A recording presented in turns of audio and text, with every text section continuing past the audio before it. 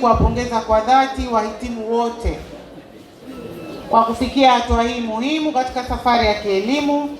Mafanikio yenu leo ni matokeo ya bidii, nidhamu, uvumilivu na dhamira ya kutimiza ndoto zenu. Hakika mahafali haya ni ushahidi wa juhudi zenu na mwanzo wa hatua mpya yenye fursa na majukumu makubwa katika maisha yenu.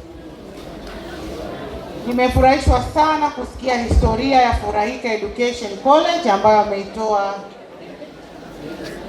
kakaangu Msuya, ambayo ilianza na wanafunzi wawili, lakini pia kwenye risala tuliambiwa mwaka 2001 na sasa imekuwa hadi kufikia zaidi ya wanafunzi 400. Hongereni sana.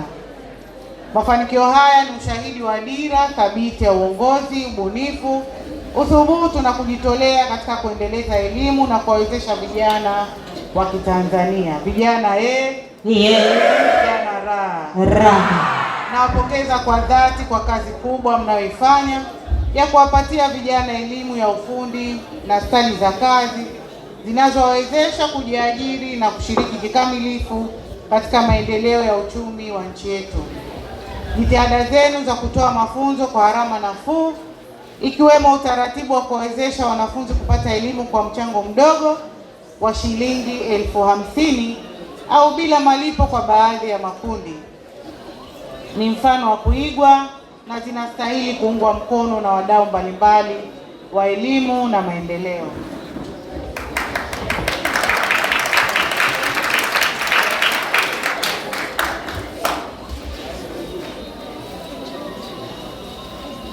Ndugu wageni waalikwa, serikali imeweka mkazo mkubwa katika kuimarisha elimu inayozingatia ujuzi na umahiri, yaani kama hii mnayoitoa hapa, skills and competence based education, ili kuhakikisha kuwa kila mhitimu anahitimu mafunzo akiwa na maarifa, stadi na uwezo wa kutatua changamoto za mazingira yake, kujiajiri au kuajirika, na hivyo kuchangia kikamilifu katika ukuaji wa uchumi wa nchi yetu. Lengo ni kuhakikisha kunakuwa na uchumi shindani unaotegemea rasilimali watu wenye ujuzi, nidhamu, ubunifu na uwezo wa kuhimili mabadiliko ya teknolojia na mahitaji ya soko la ajira. Hivyo serikali itaendelea kuimarisha ushirikiano kati ya taasisi za elimu na mafunzo, sekta binafsi pamoja na viwanda, ili kuhakikisha kuwa mafunzo yanayotolewa yanaendana na mahitaji halisi ya soko la ajira. Kupitia ushirikiano huo, wanafunzi na wahitimu wanapata fursa za mafunzo kwa vitendo, uzoefu wa kazi na ujuzi unaohitajika katika mazingira halisi ya uzalishaji na utoaji huduma. Ndugu wageni waalikwa, kwa upande wa Wizara ya Elimu, Sayansi na Teknolojia, tunaendelea kusimamia kwa weledi utekelezaji wa sera, mikakati na mipango mbalimbali inayolenga kuimarisha upatikanaji na ubora wa elimu na mafunzo nchini. Tunaamini kuwa kupitia juhudi hizi, taifa litaendelea kuzalisha rasilimali watu wenye maarifa, ujuzi na umahiri wa kutosha kuchochea maendeleo ya sekta ya elimu, uzalishaji, viwanda na uchumi wa nchi kwa jumla. Moja ya hatua muhimu zinazotekelezwa na serikali ni programu ya Mama Samia ya utambuzi na urasimishaji wa ujuzi inayosimamiwa na Mamlaka ya Elimu na Mafunzo ya Ufundi Stadi VETA.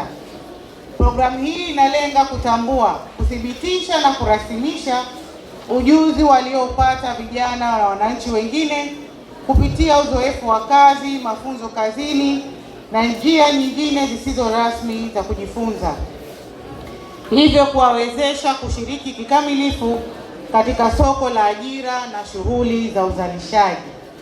Yaani programu hii wanafunzi, Mheshimiwa Mbunge, waheshimiwa wabunge, wanafunzi wakisha kupata ujuzi hapa, kuna programu ambayo inatolewa na vyuo vya VETA kurasimisha ule ujuzi ambao wameupata hapa, na huwa inawawezesha kupata cheti ambacho kinatambuliwa rasmi hata pale atakapoomba ajira serikalini. Kwa hiyo baada ya kupata ujuzi hapa vijana, ni vyema tukarasimisha ujuzi huo ili kutuwezesha kupata ajira rasmi za serikali. Lakini pia cheti kile kinakuwezesha kutambulika, na hata ukijiajiri mwenyewe unaweza ukatumia kama uthibitisho kwa wateja wako ambao wanaokuja kupata huduma kwako. Serikali inalenga kuwafikia vijana 80,000 katika programu hii ifikapo Juni 2027. Huu ni uwekezaji mkubwa katika kuwawezesha vijana wetu na kuhakikisha kuwa hakuna ujuzi unaopotea kwa kukosa utambuzi rasmi. Ni bure vile. Huduma hii ni bure kabisa. Kwa hiyo ukiondoka hapa na ufundi wako wa umeme, unataka cheti rasmi, basi unafika vyuo vya VETA, wanakupa testi kidogo, sio ya makaratasi, ya vitendo. Ukishakufikia zile standard ama viwango ambavyo wanahisi sasa wewe unaweza kuwa fundi na kuingia mitaani, wanakupa cheti rasmi na ambacho kinakutambua kama wewe fundi rasmi unayetambulika hata na serikali kufanya kazi ya ufundi. Kwa hiyo vijana, tukitoka hapa usiache fursa hiyo, na ni bure kabisa. Naipongeza sana VETA kwa usimamizi mzuri wa programu hii na kwa juhudi kubwa wanazoendelea kuzifanya katika kuendeleza elimu na mafunzo ya ufundi stadi nchini. Aidha, nawasihi vijana wote wenye ujuzi waliopata nje ya mfumo rasmi wa elimu na mafunzo kujitokeza na kutumia fursa hii muhimu kwa manufaa yao na taifa kwa ujumla. Kwa wazazi na walezi, nafahamu kuwa siku ya leo si siku ya hotuba ndefu, bali ni siku ya kusherehekea mafanikio ya watoto wetu. Hivyo nitumie fursa hii kuwapongeza kwa dhati wazazi na walezi kwa malezi yenu bora na kutimiza wajibu wenu kwa kuhakikisha vijana wetu wanapata elimu na maadili mema. Hongereni sana. Kwa wahitimu, leo ni siku yenu ya furaha ya kutambua juhudi, nidhamu, uvumilivu na kujituma katika safari yenu ya masomo.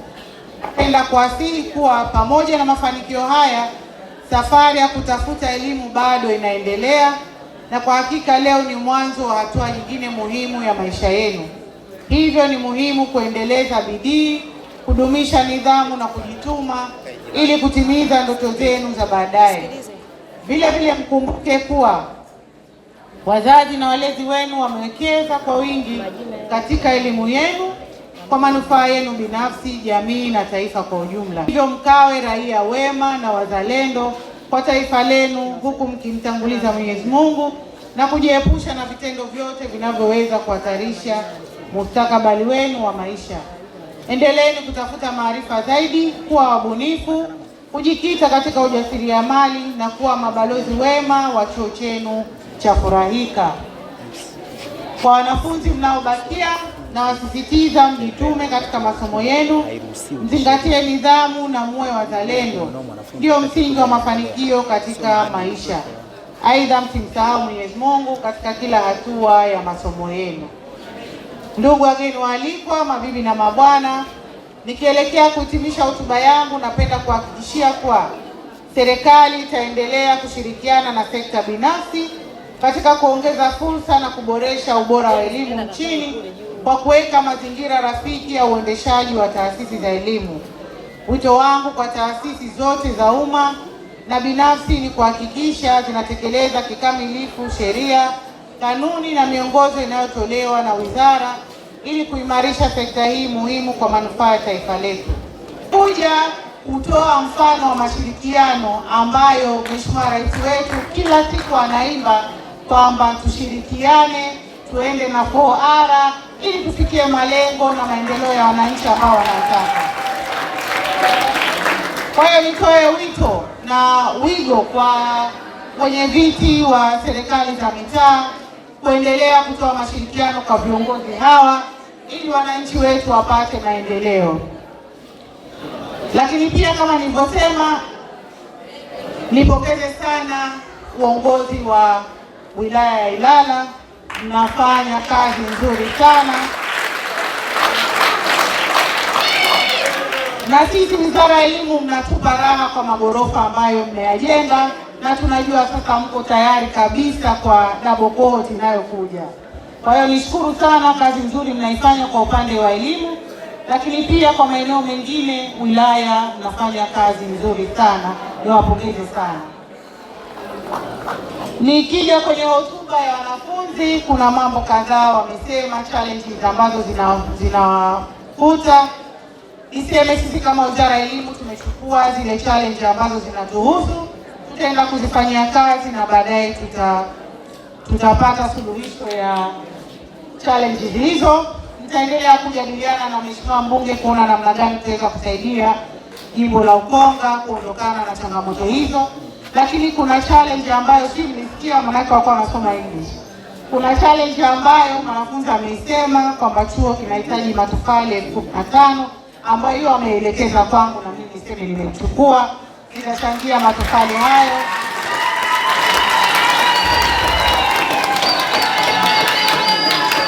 Nitachangia matofali hayo ili kuona kwamba jengo letu la Kinyerezi nalo linamalizika na vijana wetu na wanafunzi wetu wanapata mafunzo yale ambayo yamekusudiwa. Jamani, shangilieni kwanza, makofi yanatosha, makofi mengi, makofi.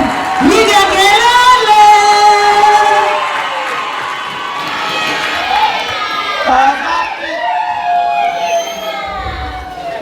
Kwa wazazi, Mheshimiwa Mbunge anafanya kazi kubwa sana ya kusomeshea vijana wetu. Otherwise vijana hawa wangekuwa mtaani wanafanya mambo ambayo pengine mengine hata sio mazuri na yasio maadili. Lakini Mheshimiwa Mbunge amefanya kazi nzuri sana kuleta vijana hapa. Ameniambia anasomesha vijana 220 hapa, lakini kuna vijana 300 yake ambao bado hawajapata ufadhili, na sisi kama wizara tutaangalia namna gani tunaweza kusaidiana, tafuta hata wadau ambao watakaoweza kufadhili vijana hawa ili tuwatoe vijana wetu mitaani na wapate ujuzi huu ambao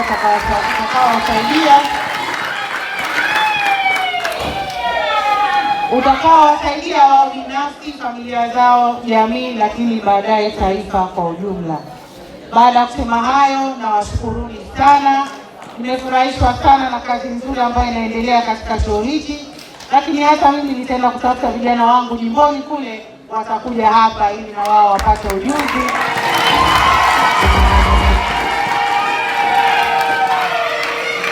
ili tuone kwamba tunasaidia maendeleo ya chuo hichi, lakini pia kuhakikisha kwamba tunatoa vijana mtaani na chuo kinaendelea kutoa huduma. Tumedhamiria tunaboresha elimu yetu.